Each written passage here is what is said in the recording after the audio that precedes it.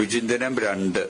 സാധാരണക്കാരന്റെ സാമാന്യമായി ഉണ്ടാകേണ്ട ജീവിത ദർശനം. സാധാരണക്കാരന്റെ സാമാന്യമായ ജീവിത വീക്ഷണത്തിന്, ജീവിത ദർശനത്തിന് ഉതകുന്ന നിർദ്ദേശങ്ങളാണ് ഇന്നത്തെ സുവിശേഷത്തിലൂടെ ഞാൻ നോക്കിക്കാണാൻ ആഗ്രഹിക്കുന്നത്. യേശു സാധാരണക്കാരനായ മനുഷ്യരെ സംബന്ധിച്ച് സാമാന്യം ജീവിതത്തിൽ അനുഷ്ഠിക്കേണ്ട ചില നിർദ്ദേശങ്ങൾ, പാലിക്കേണ്ട നിർദ്ദേശങ്ങൾ നൽകുകയാണ് ഇന്നത്തെ സുവിശേഷം. 3 നിർദ്ദേശങ്ങളാണ് നമുക്ക് അവിടെ പ്രധാനമായിട്ട് നോക്കിക്കാണാൻ ഇടവരിക. ഒന്ന്, സൂക്ഷിക്കുക, യേശു നൽകുന്ന ഒരു നിർദ്ദേശമാണ്. രണ്ടാമത്തേത്, തിരഞ്ഞെടുക്കുക. മൂന്നാമത്തേത്, തീരുമാനിക്കുക. ഈ 3 നിർദ്ദേശങ്ങളുടെ ആഴങ്ങളിലേക്ക് അല്പം നമുക്ക് ഇറങ്ങിച്ചെല്ലാം. യേശു പറയുന്നു, സൂക്ഷിക്കുക. ആരെയാണ് സൂക്ഷിക്കേണ്ടത്, എന്തിനെയാണ് സൂക്ഷിക്കേണ്ടത് എന്ന് വ്യക്തമാക്കുകയാണ് സുവിശേഷത്തിന്റെ ആദ്യ വാചകം തന്നെ. വ്യാജപ്രവാചകന്മാരെ സൂക്ഷിച്ചുകൊള്ളുവിൻ. വ്യാജപ്രവാചകന്മാര് ആരാണ് എന്ന് മനസ്സിലാക്കുന്നതിന് മുമ്പ് പ്രവാചകൻ ആരാണ് എന്ന് ലളിതമായിട്ട് നാം മനസ്സിലാക്കേണ്ടിയിരിക്കുന്നു. പ്രവാചകൻ എന്ന് പറയുമ്പോ ദൈവത്തിന്റെ വാക്താവ് എന്ന് ലളിതമായിട്ട് നമുക്ക് മനസ്സിലാക്കാം. ദൈവത്തിന്റെ മനസ്സ് മനുഷ്യരുടെ അടുക്കിലേക്ക് എത്തിക്കുന്ന മനുഷ്യൻ, വ്യക്തി. അപ്പൊ ദൈവവുമായിട്ട് അഭേദ്യമായ ഒരു ബന്ധം ഉണ്ടാകണം. ദൈവത്തിന്റെ മനസ്സ് തിരിച്ചറിയാൻ പ്രാപ്തനായിരിക്കണം പ്രവാചകൻ. ആ തിരിച്ചറിവാണ് ജനങ്ങളിലേക്ക് എത്തിക്കേണ്ടത്. എന്നാൽ വ്യാജപ്രവാചകനോ ദൈവത്തിന്റെ മനസ്സ് തിരിച്ചറിയുന്നു എന്ന് സ്വയം അവകാശപ്പെടുന്നു, എന്നിട്ട് സ്വന്തം മനസ്സിലുള്ള ഇരിപ്പ് ജനങ്ങളിലേക്ക് എത്തിക്കുന്നു. അപ്പൊ അത് വ്യാജമായി. നന്മയായിട്ടുള്ള കാര്യങ്ങളാണ് താൻ സംസാരിക്കുന്നതും പ്രവർത്തിക്കുന്നതും നാം ചിന്തിക്കുന്നതും എന്ന് സ്വയമായിട്ട് അവകാശപ്പെടുന്നു. പക്ഷേ ഉള്ളിലുള്ള നിക്ഷിപ്തമായ താല്പര്യങ്ങളും സ്വാർത്ഥ ലാഭങ്ങളുമാണ് അതിലൂടെ നേടിയെടുക്കാൻ അദ്ദേഹം ശ്രമിക്കുന്നത്. അങ്ങനെയുള്ള എല്ലാ വ്യക്തികളും വ്യാജപ്രവാചകന്മാരാണ്. അവര് കുഞ്ഞാടിന്റെ വേഷം ധരിച്ചു വരുന്നു. പക്ഷേ യേശു പറയുന്നു, ചെന്നായ്ക്കളാണ് അവരെ സൂക്ഷിക്കണം. അവരെ തിരിച്ചറിയാനുള്ള വിവേകം നിങ്ങൾക്കുണ്ടാകണം. ഈ ഒരു രീതി, ഈ വ്യാജപ്രവാചകന്റെ രീതി നിറഞ്ഞു നിൽക്കുകയാണ് സമൂഹത്തില്. അത് പുറത്തുണ്ട്, അതകത്തുണ്ട്. പുറത്ത് എന്ന് പറഞ്ഞാൽ വിദേശത്തുണ്ട് എന്നല്ല ഉദ്ദേശം. നമുക്ക് പുറത്ത് ചുറ്റുപാടുകളിലെ ഒരുപാടുണ്ട് എന്നല്ല, എല്ലാ തലങ്ങളിലും നിറഞ്ഞു നിൽക്കുന്നു. എല്ലാം നന്മ, എല്ലാം ശ്രേഷ്ഠം, എല്ലാം ഉപകാരത്തിന് എന്ന രീതിയിലാണ് മനുഷ്യര് നമ്മെ സമീപിക്കുക. നന്മ ചെയ്യുക എന്നുള്ളതിന്റെ അടിസ്ഥാനത്തിലാണ് സാധാരണ മനുഷ്യര് സാമാന്യമായിട്ട് സമീപിക്കുക. പക്ഷേ ഉള്ളിലുള്ള ഇരിപ്പ് തിരിച്ചറിയാൻ നിങ്ങൾക്ക് പ്രാപ്തി ഉണ്ടാകണം. അവരെ സൂക്ഷിക്കണം. ഇത് സമൂഹത്തിൽ നിറഞ്ഞു നിൽക്കുന്നു എന്നുള്ളത് നിങ്ങൾ മനസ്സിലാക്കണമെന്നാണ് യേശു ആദ്യം പറയണത്. അത് മനസ്സിലാക്കുക തന്നെയല്ല, അവരെ സൂക്ഷിക്കണം. ആ ദൈവങ്ങള് അവരൊക്കെ യഥാർത്ഥത്തില് മനുഷ്യനെ സഹായിക്കാൻ എന്നുള്ള രീതിയിലാണ് സമൂഹത്തിൽ പ്രത്യക്ഷപ്പെടുക. സാമ്പത്തികമായിട്ടാകാം, ആത്മീയമായിട്ടാകാം, രാഷ്ട്രീയമായിട്ടാകാം, ആശയപരമായിട്ടാകാം, മറ്റെല്ലാ തരത്തിലും സഹായകന്റെ റോളായിട്ട് അവര് നമ്മെ സമീപിക്കും. യേശു പറയുന്നു, സൂക്ഷിക്കുവിൻ. അത് പുറത്തുള്ളവര്, പക്ഷെ അകത്തും ഉണ്ടാകാം. നമ്മുടെ ഓരോരുത്തരുടെയും വ്യക്തിയുടെ ഉള്ളിൽ ഈ ഒരു സ്ഥിതിവിശേഷം അടങ്ങിയിട്ടുണ്ട് എന്ന് യേശു നമ്മളെ ഓർമ്മിപ്പിക്കുന്നു. നമ്മൾ മറ്റുള്ളവരൊക്കെ പരാതി പറയും. പുറത്തുള്ള എല്ലാവരും വ്യാജന്മാരാണെന്ന് നമ്മൾ പറയും. അവിടെ അഴിമതിയാണ്, ഇവിടെ ദുർഭരണമാണ്, ഇവിടെ വഞ്ചനയാണ്, ഇത് തെറ്റാണ്, ഇത് കാപട്യമാണ് എന്നൊക്കെ നമ്മൾ പറയും. പക്ഷെ നമ്മുടെ ഉള്ളിലുള്ള കാപട്യം തിരിച്ചറിയാൻ നമ്മൾ ചിലപ്പോ മറന്നു പോകുന്നു. ഈ അവസരത്തിൽ ഞാൻ മുമ്പ് കേട്ടിട്ടുള്ളൊരു കഥ എന്റെ മനസ്സിലേക്ക് കയറി വരികയാണ്. ഈ കഥ ഞാൻ നിങ്ങളോട് പറയാമോ? കുറെ കൂടി വ്യക്തമാകും. അപ്പോ ഒരു രാജാവ് ടെൻഷൻ അടിച്ച് നടക്കുക. രാജാവിനാകെ ടെൻഷൻ. എന്താ ടെൻഷന്റെ കാരണം? രാജ്യത്ത് അഴിമതി നടക്കും. എന്ത് നടപടി സ്വീകരിച്ചാലും അഴിമതിയെ നിയന്ത്രിക്കാൻ വേണ്ടി ആസൂത്രണം ചെയ്തിട്ടുള്ള നടപടികൾ എന്തും ഫലം ചെയ്യുന്നില്ല. നടപടികൾ എന്തുമാത്രം സ്വീകരിച്ചാലും അഴിമതി കൂടിക്കൂടി വരുന്നു. രാജാവിന് ടെൻഷൻ. എന്താ ഇനി ചെയ്യുക? എന്റെ രാജ്യത്ത് അഴിമതി കൂടുന്നു, ഇതിനെ നിർമ്മാർജ്ജനം ചെയ്യണം. അങ്ങനെ ഇരിക്കെ രാജാവിന്റെ മനസ്സിൽ ഒരു ചിന്ത വന്നു. ഈ നാട്ടിലെ എല്ലാവരും ആദരിക്കുന്ന ഒരു സന്യാസിയുണ്ട്. ആ സന്യാസിയുടെ അഭിപ്രായമാരായ രാജാവ് സന്യാസിയുടെ അഭിപ്രായമാരാഞ്ഞു. എന്റെ നാട്ടിലുള്ള അഴിമതി അത് നിർമ്മാർജ്ജനം ചെയ്യണം. അതിനുള്ള പോംവഴി എന്താണാവോ? സന്യാസി പറഞ്ഞു, അത് സാധിക്കും, അത് എളുപ്പം നിയമമാണല്ലേ. ഭരണത്തിലെ ആരോഗ്യകരായിരുന്ന ആളുകള് അഴിമതിക്കാരാവരുത്. അഴിമതിക്കാരെ രാജാവ് ഭരണകർത്താക്കളായിട്ട് നിയമിക്കരുത്. മന്ത്രിമാരെ അങ്ങനെ വലിയ ഉത്തരവാദിത്വമുള്ളവരെ ആയിട്ട് അഴിമതിക്കാരെ നിയമിക്കരുത്. രാജാവ് പറഞ്ഞു, ശ്രദ്ധിക്കാം. പക്ഷെ നിയമിച്ചു കഴിഞ്ഞവരെ എന്ത് ചെയ്യും? ഇതാരാണ് അഴിമതിക്കാരെന്ന് എങ്ങനെ കണ്ടുപിടിക്കാം? ഇനി ഞാൻ പുതിയത് നിയമനം നടത്തുമ്പോൾ ഞാനത് ശ്രദ്ധിക്കാം. പക്ഷെ ഇപ്പോഴുള്ളവരില്ലേ ആരാണ് അഴിമതിക്കാര് എന്ന് എങ്ങനെ കണ്ടുപിടിക്കാനാവും? അതിനൊരു വഴിയുണ്ട്. സന്യാസി പറഞ്ഞു, എന്റെ പക്കല് ഒരു മാന്ത്രികമായിട്ടുള്ള ഒരു പാനീയമുണ്ട്. ഇത് അല്പം ഒന്ന് രുചിച്ചു നോക്കിയാൽ, അത് പാനം ചെയ്താൽ ഉടനെ തന്നെ അഴിമതി ഉള്ള വ്യക്തിയുടെ തലയിൽ കൊമ്പുമുണ്ട്. അതാണ് ആ പാനീയത്തിന്റെ മാന്ത്രിക ശക്തി. രാജാവിന് വളരെ ഇഷ്ടായി. എന്തു തന്നെ ചെലവ് വന്നാലും സന്യാസി ഒരു പറ മാന്ത്രിക പാനീയം ഉണ്ടാക്കാൻ വേണ്ടി പോയിക്കൊള്ളും. എന്ത് വേണമെങ്കിലും ഞാൻ അതിന് സാങ്ഷനാക്കാം. അതിനെന്താ? സന്യാസി ഒരു പറ ഈ മാന്ത്രിക പാനീയം തയ്യാറാക്കി രാജാവിനെ അറിയിച്ചു. രാജാവ് ഉടനെ തന്നെ രാജസദസ് വിളിച്ചു കൂട്ടി വലിയൊരു സദ്യ അങ്ങോട്ട് ഏർപ്പാട് ചെയ്തു. എല്ലാവർക്കും സദ്യ, പൊട്ടിപ്പൂരൻ സദ്യ, കെങ്കേമൻ സദ്യ. അതിൽ വിളമ്പുന്ന പാനീയം ഈ സന്യാസി നിർമ്മിച്ചിട്ടുള്ള മാന്ത്രിക പാനീയമാണ്. അതങ്ങോട്ട് കൊടുത്തു. അങ്ങനെ കുടിച്ചു. അല്പം കഴിഞ്ഞപ്പിണ്ട് തലയിൽ കൊമ്പ് മുളയ്ക്കും. ഓരോരുത്തരുടെ തലയിലൊക്കെ കൊമ്പ് മുളയ്ക്കും. ആകെ അന്താളിപ്പ്. സദ്യക്കിരിക്കുന്നവർക്ക് കാര്യം മനസ്സിലാവണില്ലേ? ഓരോരുത്തരും തലയിൽ തപ്പി നോക്ക്. മുളച്ചു വരുന്നു കൊമ്പ്. എല്ലാവരുടെ തലയിലും കൊമ്പ്. രാജാവ് ഒരു യുദ്ധത്തിൽ ജയിച്ച പ്രതീതിയോടുകൂടി സിംഹാസനത്തിൽ നിന്ന് എഴുന്നേറ്റ് അങ്ങനെ രാജാവ് വിളംബരം ചെയ്യുകയാണ്. ഞാൻ നിങ്ങളെ വിശ്വസിച്ചു. ഞാൻ നിങ്ങൾ ധർമ്മിഷ്ഠരാണെന്ന് മനസ്സിലാക്കിയിട്ടാണ്, അങ്ങനെയുള്ള ധാരണയിലാണ് ഞാൻ പ്രധാനപ്പെട്ട ഉത്തരവാദിത്തങ്ങൾ ഏൽപ്പിച്ചത്. പക്ഷെ ഇപ്പോൾ മനസ്സിലായി, നിങ്ങൾ എല്ലാവരും തന്നെ പിശാചിന്റെ കിങ്കരന്മാരാണ്. നിങ്ങളാണ് ധൂർത്തന്മാര്, നിങ്ങളാണ് അഴിമതിക്കാര്, നിങ്ങൾ യഥാർത്ഥത്തിൽ തെറ്റുകാരാണ് എന്ന് മനസ്സിലാക്കിയിരിക്കുന്നു എന്നുള്ള ഒരു യുദ്ധത്തിൽ ജയിച്ച ആ പ്രതീതിയോടുകൂടി രാജാവ് വികാരഭരിതനായിട്ട് ജയിച്ചു എന്നുള്ളതിന്റെ അടിസ്ഥാനത്തില് അവരോടായിട്ട് സംസാരിക്കുമ്പോ അതിന്റെ വൈകാരികമായിട്ടുള്ള തീവ്രതയുടെ ഭാവം കൊണ്ടും കണ്ടം ഇടറുകയാണ് രാജാവിന്റെ. ഇടറുന്ന കണ്ടം മനസ്സിലാക്കിയപ്പോൾ അംഗരക്ഷകന്മാരിൽ ഒരാള് രാജാവിന് അല്പം പാനീയം കുടിക്കാൻ കൊടുത്തു. കൊടുത്ത പാനീയം ഈ മാന്ത്രിക പാനീയമായത്. രാജാവ് അത് മനസ്സിലാക്കിയില്ല. അത് വീഞ്ഞായിരിക്കുമെന്ന് വിചാരിച്ച് രാജാവ് തൊണ്ട നനയ്ക്കാൻ വേണ്ടി ഈ പാനീയം ഒന്ന് രുചിച്ചു. അല്പം കഴിഞ്ഞപ്പോൾ രാജാവിന്റെ തലയിൽ കൊമ്പ് മുളയ്ക്കണു. കൊമ്പല്ല, പല കൊമ്പുകള്, തല നിറച്ചു കൊമ്പ്. എല്ലാവരും അങ്ങോട്ടും ഇങ്ങോട്ടും നോക്കി അട്ടഹസിച്ച് ചിരിക്കുകയാണ്. രാജാവിന്റെ തലയിലാണ് ഏറ്റവും കൂടുതൽ കൊമ്പുകൾ. അത്രയേറെ കൊമ്പുകളില്ല രാജസദസ്സിലെ ആ സദ്യ ആസ്വദിക്കാൻ വന്നവരുടെ തലയില്. ഇതൊരു വലിയൊരു സത്യമാണ് വിളിച്ചറിയിക്കുന്നത്. നമ്മൾ വിചാരിക്കും നമ്മുടെ ഉള്ളിൽ ഈ തെറ്റൊന്നുമില്ല, നമ്മുടെ ഉള്ളിൽ സ്വാർത്ഥതയൊന്നുമില്ല, നമ്മൾ ശരിക്ക് സത്യമായിട്ടുള്ള കാര്യങ്ങളാണ് ആകണമെന്നില്ല. വലിയ അഴിമതി നമ്മുടെ ഉള്ളിലാകാം, വലിയ തെറ്റ് നമ്മുടെ ഉള്ളിലാകാം. ഈ ഒരു സത്യം നമ്മളെ മനസ്സിലാക്കിക്കാൻ വേണ്ടി പഴയ നിയമത്തിൽ പോലും നാത്താന്റെ കഥ നമ്മുടെ മുമ്പിലേക്ക് കൊണ്ടുവരുന്നുണ്ട്. ഇതാണ് യേശു പറയുന്നത്, സൂക്ഷിക്കണം. നമ്മുടെ ഉള്ള ആദ്യം ശുദ്ധിയുള്ളതാകണം, നമ്മുടെ ഉള്ള ആദ്യം നിർമ്മലമാകണം, നമ്മുടെ ഉള്ള ആദ്യം നല്ലതാകണം. എന്നിട്ട് വേണം യഥാർത്ഥത്തിലെ സമൂഹത്തെ തിരുത്താൻ. എല്ലാം ചെയ്തു കഴിഞ്ഞിട്ട് സമൂഹത്തെ തിരുത്താൻ നോക്കിയാൽ സമൂഹം ആ തിരുത്തലുണ്ടാവില്ല. പക്ഷേ ഞാനും തിരുത്തപ്പെടേണ്ടവരാണ് എന്നൊരു ചിന്ത നമ്മുടെ ഓരോരുത്തരെയും ഉള്ളിലുണ്ടാകണമെന്ന് യേശു അടിവരയിട്ട് പറഞ്ഞു തരികയാണ് ഇന്നത്തെ സുവിശേഷത്തിലൂടെ.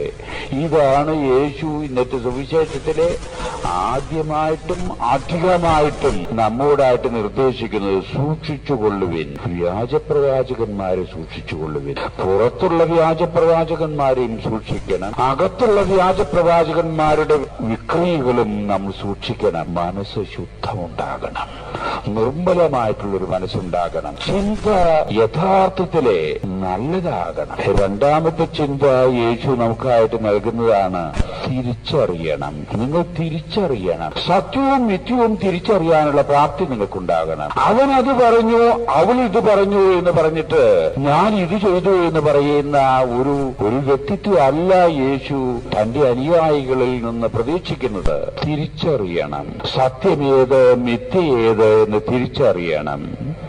ശത്രു ഏത്, ബന്ധു ആര് എന്ന് തിരിച്ചറിയാൻ സാധിക്കണം.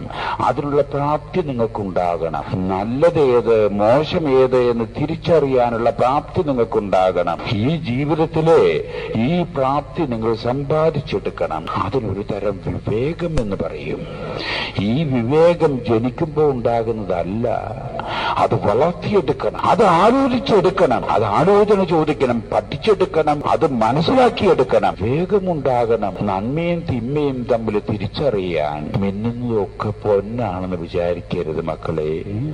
പൊന്നാണെന്നും ഇത് വ്യാജമാണെന്നും തിരിച്ചറിയാനുള്ള പ്രാപ്തി നിങ്ങൾക്കുണ്ടാകണം. അത് പ്രായത്തിനനുസരിച്ച്, അത് കാലത്തിനനുസരിച്ച്, അത് വിഷയത്തിനനുസരിച്ച് ആ പ്രാപ്തിയിൽ നിങ്ങൾ വളരണം. യേശു നമ്മളെ പഠിപ്പിക്കുകയാണ്. അപ്പോ അവിടെ ഒരു വലിയ ആധ്യാത്മിക പ്രസ്ഥാനമുണ്ട് എന്ന് പറഞ്ഞ് അവിടേക്ക് നമ്മൾ നെട്ടോട്ടം ഓടുന്നതിന് മുമ്പ് തിരിച്ചറിയണം എന്താ ആധ്യാത്മിക പ്രസ്ഥാനം എന്ന് പറയുന്നത്. യേശു അവിടെ പ്രത്യക്ഷപ്പെട്ടിരിക്കുന്നു എന്ന് പറയുമ്പോ ഓടുന്നതിന് മുമ്പ് തിരിച്ചറിയണം. ചപ്പാത്തിയിൽ യേശുവിന്റെ രൂപം കണ്ടു എന്ന് പറഞ്ഞ് ഓടുന്നതിനേക്കാൾ മുമ്പ് തിരിച്ചറിയണം. ഇതാ അവിടെ പാല് കൊടുക്കുന്ന മാതാവ് പ്രത്യക്ഷപ്പെട്ടിരിക്കുന്നു എന്ന് കേട്ട ഉടനെ തന്നെ തീർത്ഥാടനത്തിന് പോകരുത്. തിരിച്ചറിയണം. മാതാവ് അങ്ങനെ പാല് കൊടുക്കാൻ വേണ്ടിയിട്ട് ഈ നാട്ടിൽ പോയാൽ മിൽമയുടെ സ്ഥിതി എന്തായി തിരിച്ചറിയണം. എണ്ണൊഴുകുന്ന പീഠങ്ങൾ ഇതാ വരുന്നു പള്ളിയില്. തിരിച്ചറിയണം. വ്യാജന തിരിച്ചറിയണം. വിശുദ്ധ കുർബാന സ്വീകരിച്ചിട്ട് രക്തം അങ്ങനെ തളം കെട്ടി നിൽക്കുന്നു. വ്യാജന തിരിച്ചറിയാൻ പഠിക്കണം. യേശു നമ്മളെ ഉപദേശിക്കുകയാണ്. മിന്നുന്നതെല്ലാം പൊന്നല്ല മക്കളെ. വ്യാജപ്രവാചകന്മാരെ തിരിച്ചറിയണം. എന്നാൽ നാട്ടിലെ ദിവസം പ്രതി ഞാൻ എന്റെ ആസ്പത്രിയിലെ മുറിയിലേക്ക് കയറി വരുന്ന ആളുകളിൽ നിന്ന് ഞാൻ മനസ്സിലാക്കുന്നു, രോഗം കലശലായി, വിഷമം അതിരൂക്ഷമായി. എവിടേക്കെങ്കിലും ചികിത്സയ്ക്ക് വേണ്ടി പോയിട്ടുണ്ടോ എന്ന് ചോദിക്കുമ്പോ ആദ്യം ഇല്ല, വീണ്ടും ചോദിക്കുമ്പോ മനസ്സിലാക്കുന്നു പോയിട്ടുണ്ട്. എവിടേക്കാ? പുത്തഞ്ചിറ അമ്മയുടെ അവിടേക്ക് പോയി, മുരിയാടുള്ള എംബറർ അവിടേക്ക് പോയിട്ടുണ്ട്. നിഷിദ്ധമായിട്ട് കത്തോലിക്ക സഭ ഔപചാരികമായിട്ടുള്ള പ്രഖ്യാപിക്കപ്പെട്ടിരിക്കുന്ന കേന്ദ്രങ്ങളാണ് ഇവരൊക്കെ. എന്തുകൊണ്ട് നിഷിദ്ധം? വ്യാജ പ്രവാചകന്മാര് നയിക്കുന്ന രംഗങ്ങളാണത് എന്ന് കത്തോലിക്ക സഭയുടെ ഔപചാരികമായിട്ടുള്ള നേതൃത്വം പ്രഖ്യാപിച്ചിട്ടുള്ള സ്ഥലങ്ങളിലേക്കാണ് കത്തോലിക്ക മക്കള്, ദൈവത്തിന്റെ അനുയായികള്, വിശ്വാസത്തിൽ തീവ്രമായിട്ടുള്ള ആളുകള് ഓടുന്നത് മനസ്സിലാക്കി വരുമ്പോ എന്തുണ്ട് യാഥാർത്ഥ്യങ്ങള്, എന്ത് തിരിച്ചറിവാ നമുക്ക്? യേശു നമ്മോട് പറയുന്നു, തിരിച്ചറിയാൻ പഠിക്കണം. അതിനുള്ള പ്രാപ്തി നിങ്ങൾക്കുണ്ടാകണം. ശരിയേത് തെറ്റേത് എന്ന് മനസ്സിലാക്കാനുള്ള പ്രാപ്തി നിങ്ങൾക്കുണ്ടാകണം. അല്ലാതെ കുറെ പുണ്യങ്ങൾ നമ്മൾ അനുഷ്ഠിച്ചത് കൊണ്ട്, കുറെ പ്രാർത്ഥനകൾ ചൊല്ലിയതുകൊണ്ട് യേശു ഉദ്ദേശിക്കുന്ന ആ വിശ്വാസത്തിൽ അധിഷ്ഠിതമായിട്ടുള്ള മക്കളായിട്ട് തീരുകയില്ല. യേശു പറയുന്നു, ഞാൻ നിന്റെ നാമത്തിൽ പ്രാർത്ഥിച്ചില്ലേ, നിന്റെ നാമത്തിൽ ഞാൻ ഉപവസിച്ചില്ലേ, നിന്റെ നാമത്തിൽ ഞാൻ ദാനധർമ്മം ചെയ്തില്ലേ, ഞാൻ നിങ്ങളെ അറിയില്ല എന്നാ യേശു ഇന്നത്തെ സുവിശേഷത്തിൽ പറയണത്. തിരിച്ചറിയാൻ പ്രാപ്തി ഉണ്ടാകണം, നിങ്ങൾക്ക് വിവേകം ഉണ്ടാകണം. രണ്ടാമത്തെ നിർദ്ദേശം യേശു ഇന്നത്തെ സുവിശേഷത്തിൽ തരികയാണ്, തിരിച്ചറിയാനുള്ള പ്രാപ്തി നിങ്ങൾക്കുണ്ടാകണം. മൂന്നാമത്തേതാണ്, അങ്ങനെ സത്യം ഏതാണ് മിഥ്യ ഏതാണ് എന്ന് മനസ്സിലാക്കി കഴിഞ്ഞാൽ, യഥാർത്ഥത്തിൽ ശരി ഏതാണ് തെറ്റ് ഏതാണെന്ന് മനസ്സിലാക്കി കഴിഞ്ഞാൽ, നീതി ഏതാണ് നീതികേട് ഏതാണെന്ന് മനസ്സിലാക്കി കഴിഞ്ഞാൽ, ശരി അനുസരിക്കാനുള്ള തീരുമാനമുണ്ടാകണം. അത് നടപ്പിലാക്കാനുള്ള ആർജവത്വം നിങ്ങൾക്കുണ്ടാകണം. ആ ആർജവത്വത്തിന്റെ അടിസ്ഥാനത്തില് എന്തുപോലും നഷ്ടപ്പെട്ടാലും ആ നഷ്ടം എനിക്ക് ലാഭമാണെന്ന് തിരിച്ചറിയാനുള്ള ഒരു തീരുമാനം നിങ്ങളുടെ ജീവിതത്തിൽ ഉണ്ടാകണം. തീരുമാനമെടുക്കണം. ഇതാണ് യേശു മൂന്നാമതായിട്ട് നമ്മോട് നിർദ്ദേശിക്കുന്നത്. കഴിഞ്ഞ ആഴ്ചയില് ഭാരത ജനത ലോക ജനതയുടെ മുമ്പില് അഭിമാനം കൊള്ളുന്നവരായിട്ട് തീർന്ന ഒരു സംഭവം ഉണ്ടായത് നമുക്കറിയാം. ലോക ജനതയുടെ മുമ്പില് ഭാരതീയരുടെ അഭിമാനം ഉയർന്നു. ഒരു ഓസ്കാർ അവാർഡ് ഭാരതത്തിലെ മക്കൾക്കും ലഭിച്ചിരിക്കുന്നു. ഓസ്കാർ എന്ന് പറയുന്നത് സിനിമാ ലോകത്തിലുള്ള അവസാനത്തെ വാക്ക്. ഈ അവസാനത്തെ വാക്കിന് അർഹരായിട്ടുള്ള ഭാരതീയരും ഉണ്ടായി എന്നുള്ള വാർത്ത യഥാർത്ഥത്തിലെ ഭാരതത്തിലെ ആളുകൾക്ക് ഭാരതത്തിന് അഭിമാനത്തിന്റെ ഒരു വിനാഴികയായിരുന്നു. കഴിഞ്ഞ ആഴ്ചയിലെ അത് നിറഞ്ഞു നിൽക്കുകയായിരുന്നു. ഈ നിറവിന്റെ ഏറ്റവും കൂടുതൽ തിളങ്ങിയ വ്യക്തി AR റഹ്മാൻ എന്ന് പറയും. കർമ്മം കൊണ്ട് മലയാളി ആണ് എന്ന് വരികിലും ജന്മം കൊണ്ട് മലയാളി അല്ല AR റഹ്മാൻ. അദ്ദേഹം പ്രസിദ്ധമായിട്ടുള്ള ലോസ് ആഞ്ചലസിലെ ആ വലിയ പ്രൗഢഗംഭീരമായ വേദിയില് തനിക്ക് ആയിട്ട് നൽകപ്പെടുന്ന പുരസ്കാരം ഏറ്റുവാങ്ങാൻ വേണ്ടി അങ്ങനെ നിറഞ്ഞു നിൽക്കുന്ന സദസ്സിന്റെ മുമ്പിൽ വേദിയിൽ നിൽക്കുക. അത് കാണാനുള്ള യോഗം കണ്ണിന്റെ കാഴ്ച മങ്ങലുള്ള എനിക്ക് ഇല്ലാതെ പോയതുകൊണ്ട് ഞാൻ അത് കേൾക്കാൻ ശ്രമിച്ചു. ആ രംഗം അതിന്റെ തനിമയിൽ തന്നെ കേൾക്കാൻ ഈ മനുഷ്യൻ AR റഹ്മാൻ ലോസ് ആഞ്ചലസിലുള്ള പ്രൗഢഗംഭീരമായിട്ടുള്ള സദസ്സിന്റെ മുമ്പിൽ അങ്ങനെ കിതക്കുകയാണ്. എനിക്കത് കേൾക്കാൻ റേഡിയോ കൂടെ ശക്തമായ രീതിയിൽ കിതക്കുന്നു. ഒരു വാക്ക് പോലും ഉച്ചരിക്കാൻ സാധിക്കുന്നില്ല. സന്തോഷത്തിന്റെ ആധിക്യം കൊണ്ട് വികാരത്തിന്റെ തീവ്രതയിൽ കിതക്കുകയാണ് ആ മനുഷ്യൻ. എന്നിട്ട് ആ മനുഷ്യൻ ചുരുങ്ങിയ വാക്കുകളിൽ കൂടെ ആ വികാരം ആ സദസ്സിനെ അറിയിക്കുകയാണ്. AR റഹ്മാൻ പുരസ്കാരം ഏറ്റുവാങ്ങിക്കൊണ്ട് പറയുകയാണ്, എന്റെ മുമ്പിൽ രണ്ട് വഴികൾ ഞാൻ കണ്ടു. AR റഹ്മാൻ ലോസ് ആഞ്ചലസിലെ പ്രൗഢഗംഭീരമായ സദസ്സിൽ ഓസ്കാർ അവാർഡ് ഏറ്റുവാങ്ങിക്കൊണ്ട് പറഞ്ഞ വാക്കുകളാണ് ഈ പറയുന്നത്. അദ്ദേഹം തീർച്ചയായും ഇംഗ്ലീഷിലാണ് പറഞ്ഞത്. വികാരത്താൽ വളരെ തീവ്രമായതുകൊണ്ട് സാധാരണ രീതിയിൽ ഇംഗ്ലീഷ് തന്നെ മനസ്സിലാക്കാൻ വളരെയേറെ ബുദ്ധിമുട്ട്. ഞാനത് സശ്രദ്ധം ശ്രദ്ധിച്ചതുകൊണ്ട് ഞാൻ അതിന്റെ മലയാളം പറഞ്ഞു തരാം. എന്റെ മുമ്പിൽ രണ്ട് വഴികൾ ഞാൻ കണ്ടു. ഒന്ന് വെറുപ്പിന്റെ വഴി, മറ്റൊന്ന് സ്നേഹത്തിന്റെ വഴി. ഞാൻ തെരഞ്ഞെടുത്തു സ്നേഹത്തിന്റെ വഴി. ഞാൻ തെരഞ്ഞെടുത്ത സ്നേഹത്തിന്റെ വഴിയാണ് ശരിയെന്ന് എന്നെ ബോധ്യപ്പെടുത്തിയതിന്റെ അടിസ്ഥാനത്തിലും കൂടിയാണ് ഇന്ന് ഈ അവാർഡിന്റെ വാങ്ങുന്നതിന് വേണ്ടി നിങ്ങളുടെ മുമ്പിൽ ഞാൻ സന്നിഹിതനായിരിക്കുന്നത്. ഈ സ്നേഹത്തിന്റെ വഴി എനിക്കായിട്ട് പരിചയപ്പെടുത്തി തന്നത് ഇതാ എന്റെ മുമ്പിൽ ഇരിക്കുന്ന അഭിമാനത്തോടു കൂടി ഇരിക്കുന്ന എന്റെ അമ്മയാണെന്ന് പറഞ്ഞ് ആ അമ്മയെ പരിചയപ്പെടുത്തുകയാണ് AR റഹ്മാൻ. സ്നേഹത്തിന്റെ വഴി എനിക്കായിട്ട് പരിചയപ്പെടുത്തി തന്നത് എന്റെ അമ്മയാണ്. ഈ സ്നേഹത്തിന്റെ വഴി ഞാൻ ജീവിതത്തിൽ തെരഞ്ഞെടുത്തതിന്റെ അടിസ്ഥാനത്തിലാണ് ഇന്ന് ഈ നിമിഷം ഞാൻ ആസ്വദിക്കാൻ ഇടവന്നത്. എന്നിട്ട് പറഞ്ഞു, ഗോഡ് ഈസ് ഗ്രേറ്റ്, എല്ലാ മഹത്വവും ദൈവത്തിനെ എന്ന് പറഞ്ഞുകൊണ്ട് അവാർഡ് വാങ്ങിക്കൊണ്ട് കിതച്ചുകൊണ്ട് വേടി വിട്ടിറങ്ങിയാണ് AR റഹ്മാൻ.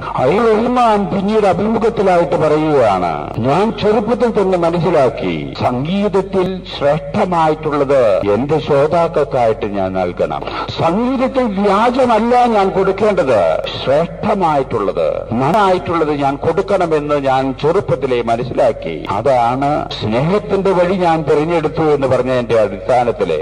അത് കാശിന്റെ വഴിയല്ല ഞാൻ തിരഞ്ഞെടുത്തത്, ശരിയുടെയും ശ്രേഷ്ഠതയുടെയും നന്മയുടെയും വഴി ഞാൻ തിരഞ്ഞെടുത്തു. അതുകൊണ്ട് ഇതാണ് സംഗീതം, ഇതാണ് ശ്രേഷ്ഠമായിട്ടുള്ള വഴിയെന്ന് ഞാൻ ലോകത്തിനു വേണ്ടി കൊടുത്തത് ലോകം അംഗീകരിച്ചിരിക്കുന്നു. AR റഹ്മാന്റെ ഉള്ളിലുള്ള ഇരിപ്പ് പ്രകടമാക്കിയത് ഞാൻ നിങ്ങളോട് പറയുകയാണ്.